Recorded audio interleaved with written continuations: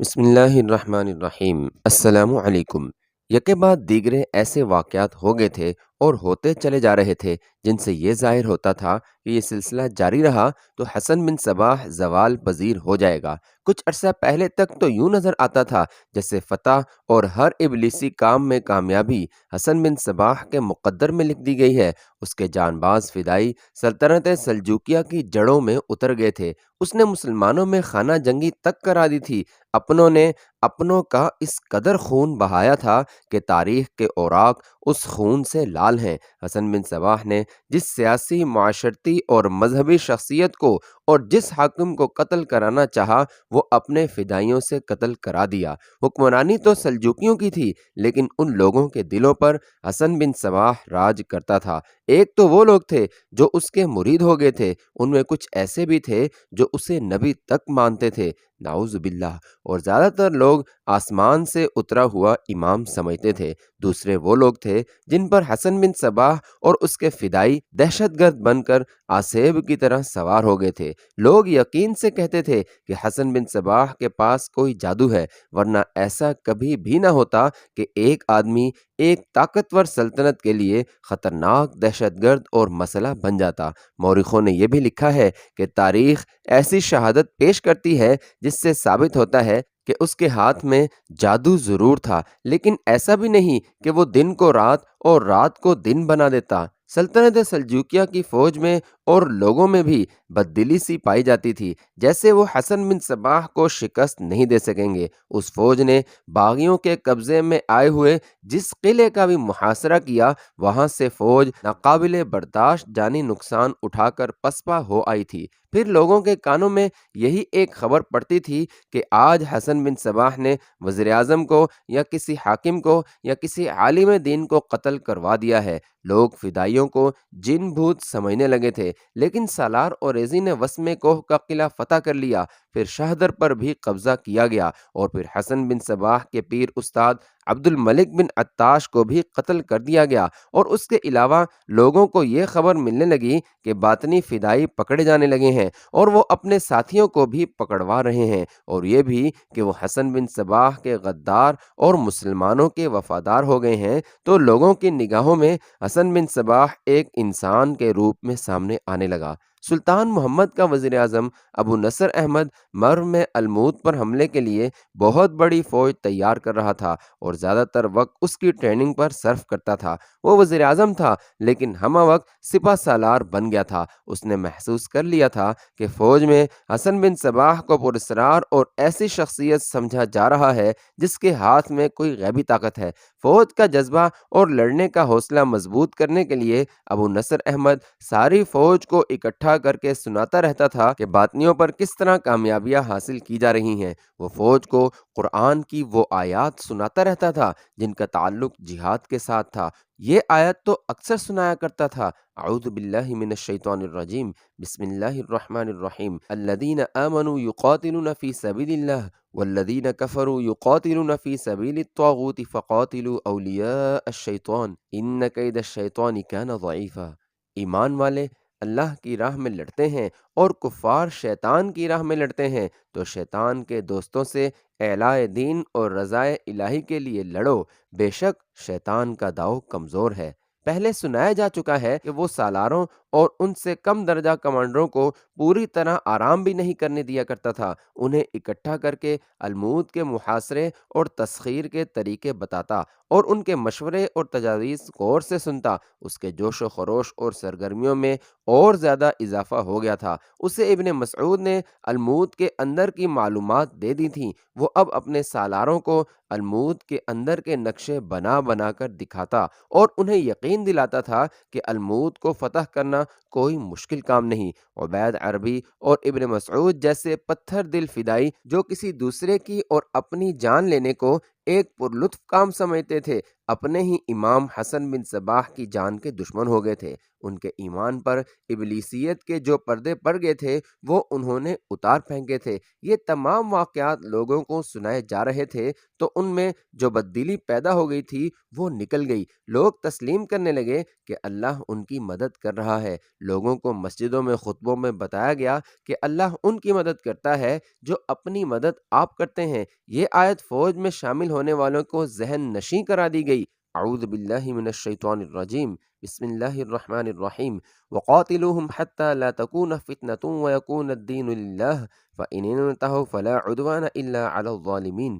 اور ان سے لڑو یہاں تک کہ فتنہ نہ رہے اور ایک اللہ کی پوجا ہو، پھر اگر وہ باز آئیں یعنی کفر اور باطل پرستی سے تو زیادتی نہیں مگر ظالموں پر۔ ان حالات سے یہی پتہ چلتا ہے کہ حسن بن صباح کا زوال شروع ہو گیا تھا۔ یہ پہلے سنایا جا چکا ہے کہ ابن مسعود المود چلا گیا تھا اور اس نے غداری کا سارا الزام حیدر بصری کے سر تھوپ دیا اور خود مظلوم اور مسلمانوں کی قید سے فرار کا ہیرو بن گیا تھا۔ اس وقت اسے یہ تو معلوم ہی نہیں تھا کہ حیدر بصری کو امام شیخ الجبل نے شہدر خزانہ نکالنے کے لیے بھیج دیا ہے۔ ابن مسعود کو جب پتہ چلا تو اس نے کہا کہ اسے خزانہ مل گیا تو وہ واپس آئے گا ہی نہیں۔ اس نے یہ الفاظ منہ سے تو نکال دیے تھے لیکن وہ شیخ الجبل کے آگے جھوٹ بولنے کی سزا سے بے خبر نہیں تھا، سزائے موت۔ اگر حیدر بصری خزانہ لے کر یا خزانے کے بغیر ہی آ جاتا تو اس کو گھٹنوں تک زمین میں گاڑ کر اس پر خونخوار کتے چھوڑ دیے جاتے، لیکن یہ بھی اللہ کی مدد ہی تھی کہ حیدر بصری اور اس کے ساتھیوں کو خزانے والی جھیل کے مگرمچھ ہضم کر چکے تھے اور حیدر بصری نے اب کبھی واپس آنا ہی نہیں تھا۔ نور کے باپ نے بڑا ہی خوفناک انتقام لیا تھا، یہ پچھلی قسط میں سنایا جا چکا ہے۔ نور کے باپ نے اپنی انتقامی کارروائی کو یہیں پر ختم نہیں کر دیا تھا۔ حیدر بصری اور اس کے ساتھیوں کو مگرمچھوں کے حوالے کر کے وہ اپنے ساتھی اور نور کے ساتھ گھوڑا گاڑی میں سوار ہوا اور واپس چل پڑا۔ اب اس نے کچھ سوچ کر گھوڑوں کو دوڑایا نہیں، رفتار آہستہ رکھی۔ اس نے اپنے ساتھی سے کہا کہ وہ 2 یا 3 رات راستے میں ہی گزارے گا۔ چوتھے روز وہ شام کے بعد اس وقت شہدر میں داخل ہوا جب رات تاریک ہو گئی تھی۔ وہ دانستہ ایسے ہی وقت میں شہر میں داخل ہونا چاہتا تھا جب اسے وہ باطنی نہ دیکھ سکیں جنہیں معلوم تھا کہ وہ حیدر بصری کے ساتھ خزانے والی جھیل کو گیا تھا۔ ان باطنیوں کے صرف ایک گھر سے وہ واقف تھا، وہ لوگ اسے نہیں دیکھ سکتے تھے کیونکہ شہر کے ساتھ ہی ایک گاؤں میں رہتے تھے۔ وہ سیدھا سلطان سنجر کے وزیر کے گھر کے سامنے جا رکا اور وزیر کو پتہ چلا تو اس نے اسے اندر بلا لیا۔ نور کے باپ نے وزیر کو بتایا کہ وہ کیا کر کے آیا ہے اور اب وہ کیا کرے گا۔ وزیر اس کی بات سن کر خوش تو بہت ہوا لیکن اس نے یہ بھی کہا کہ وہ جو کچھ بھی کرنا چاہتا ہے محتاط ہو کر کرے، وہ اپنی اور اپنی بیٹی کی حفاظت سے بھی کوتاہی نہ کرے۔ اس نے گھوڑا گاڑی وہیں چھوڑ دی اور وزیر سے درخواست کی کہ اس کی گھوڑا گاڑی کو چھپا کر رکھ دیا جائے اور یہ کسی کے سامنے نہ آئے۔ وزیر نے گھوڑا گاڑی اور گھوڑے کو چھپا کر رکھنے کا حکم دے دیا۔ نور کا باپ نور اور اپنے ساتھی کو ساتھ لے کر وہاں سے اپنے گھر آ گیا اور انہیں یہ کہا کہ 2 دن وہ باہر نہ نکلیں اور کسی کو پتہ نہ چلے کہ وہ واپس آ گئے ہیں۔ 2 روز بعد نور کا باپ شہر سے نکلا اور گاؤں میں اس باطنی کے گھر گیا جہاں باطنی اکٹھے ہوا کرتے تھے۔ وہاں 3-4 باطنی موجود تھے جن میں ایک فدائی تھا۔ آ گئے تم لوگ؟ ایک دو نے بیک زبان ہو کر کہا۔ گھوڑا گاڑی کی آواز تو نہیں آئی، حیدر اور دوسرے کہاں ہیں؟ نور کا باپ کوئی جواب دیے بغیر یوں چارپائی پر بیٹھا جیسے نڈھال ہو کر گر پڑا ہو۔ اس نے سر جھکا کر دونوں ہاتھ سر پر رکھ لیے جو کوئی اچھی نشانی نہیں تھی۔ باطنیوں نے گھبرائی ہوئی آواز میں پوچھا کہ ہوا کیا ہے؟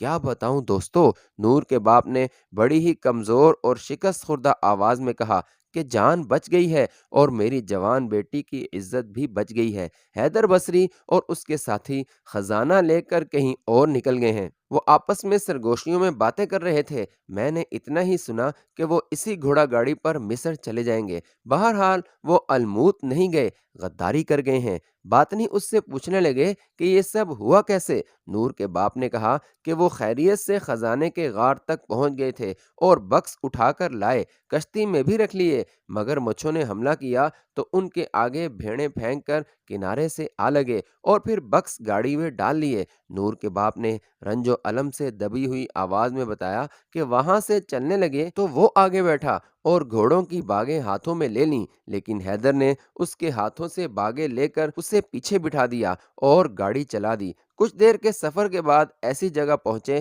جہاں سے دو راستے نکلتے ہیں، ایک شہدر کی طرف آتا ہے اور دوسری پگڈنڈی کسی اور طرف چلی جاتی ہے۔ اس نے المناک آواز میں آہستہ آہستہ بتایا کہ حیدر نے گھوڑا گاڑی دوسری پگڈنڈی کی طرف موڑ دی اور نور کے باپ نے اسے بتایا کہ شہدر کو وہ دوسرا راستہ جاتا ہے۔ حیدر نے نہ جانے کس زبان میں کچھ کہا تو حیدر کے ساتھیوں نے نور کے باپ کو اور اس کے ساتھی اور نور کو بھی اٹھا کر دوڑتی گھوڑا گاڑی سے باہر پھینک دیا اور گھوڑے دوڑا دیے۔ جتنی دیر میں وہ اٹھتے اور سنبھلتے، گھوڑا گاڑی دور آگے جا کر ایک موڑ مڑ چکی تھی اور چٹانوں کے پیچھے چھپ گئی تھی۔ پھر نور کے باپ نے سنایا کہ وہ بیابان، سنسان اور خطرناک جنگل تھا، اور نور کا باپ صرف اپنی جوان اور خوبصورت بیٹی کے متعلق پریشان تھا۔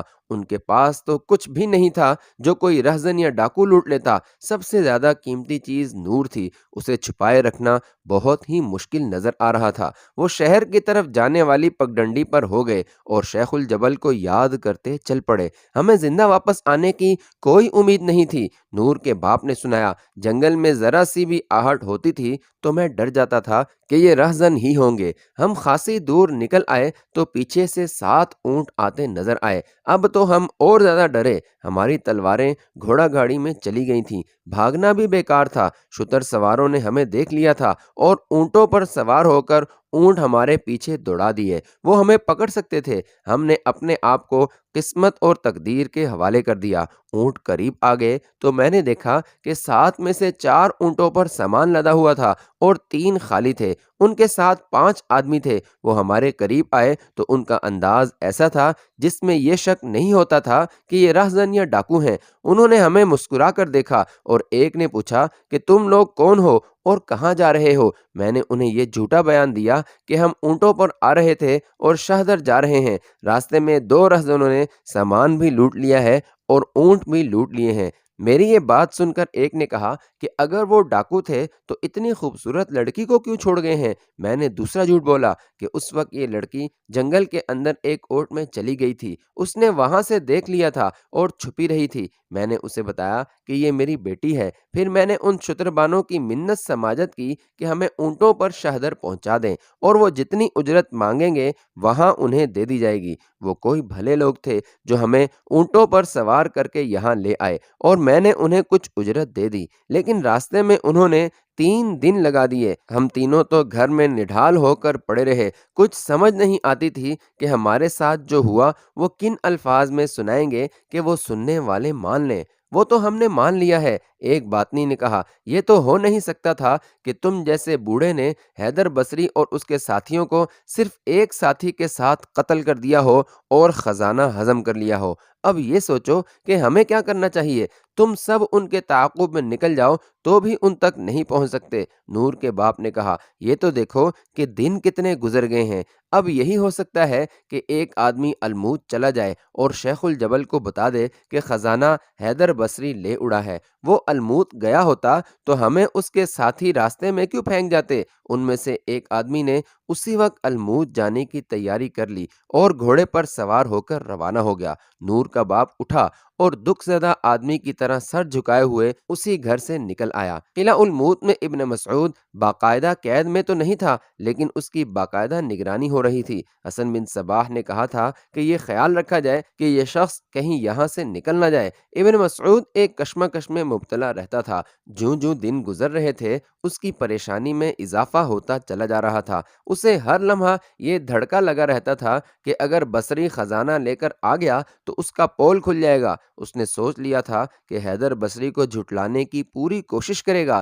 لیکن آنے کی صورت میں خطرہ یہ تھا کہ حسن بن صباح اسی کو سچا اور دیانت دار سمجھتا تھا۔ اس صورت میں حسن بن صباح کے منہ سے یہی الفاظ نکلنے تھے کہ اس شخص یعنی ابن مسعود کو لے جاؤ اور عبرت ناک موت مار ڈالو۔ آخر ایک روز بلاوا آ گیا۔ ابن مسعود اندر سے کانپتا ہوا امام کے کمرے تک پہنچا۔ اس نے سینے میں خنجر اڑس لیا تھا اور یہ فیصلہ کر لیا تھا کہ امام جب اسے سزائے موت سنائے گا تو وہ خنجر نکال کر امام کے دل میں اتار دے گا۔ آؤ ابن مسعود، حسن بن صباح نے کہا، مجھے یہ تو خوشی ہے کہ تم سچے نکلے، اور اب میں تمہیں خراج تحسین پیش کرتا ہوں کہ تم سلجوکیوں کی قید سے فرار ہو گئے ہو۔ لیکن اس اطلاع نے مجھے بہت دکھ دیا ہے کہ حیدر بصری اپنے ساتھیوں کے ساتھ سارا خزانہ لے اڑا ہے۔ معلوم ہوا ہے کہ وہ مصر جا رہا ہے۔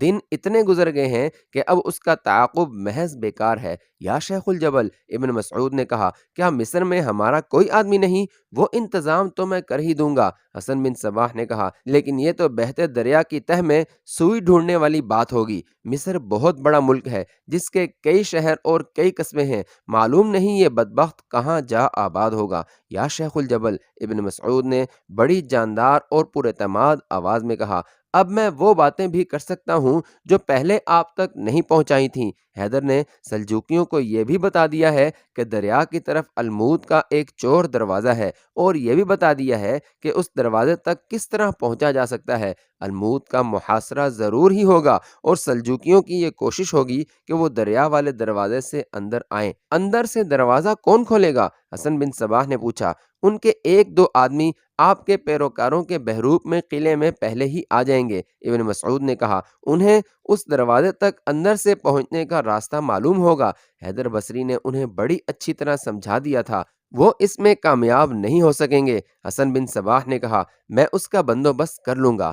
ایک عرض ہے یا شیخ الجبل، ابن مسعود نے کہا، آپ کا بندوبست یقیناً بے مثال ہوگا، لیکن وہ دروازہ میری ذمہ داری میں دے دیں، پھر اس تک کسی کے پہنچنے کا امکان بالکل ہی ختم ہو جائے گا۔ میں وسم کوہ میں بہت عرصے بعد پکڑا گیا، اور اس سے پہلے میں وہاں اتنا زیادہ عرصہ رہا ہوں کہ فوج کے بے شمار چیدہ چیدہ آدمیوں کو پہچانتا ہوں۔ وہ کسی بھی بحروپ میں آئیں گے، میں انہیں پہچان لوں گا۔ اس سے پہلے مجھے مرو جانے دیں۔ وہاں جا کر کیا کرو گے؟ حسن بن صباح نے پوچھا، کیا پکڑے نہیں جاؤ گے؟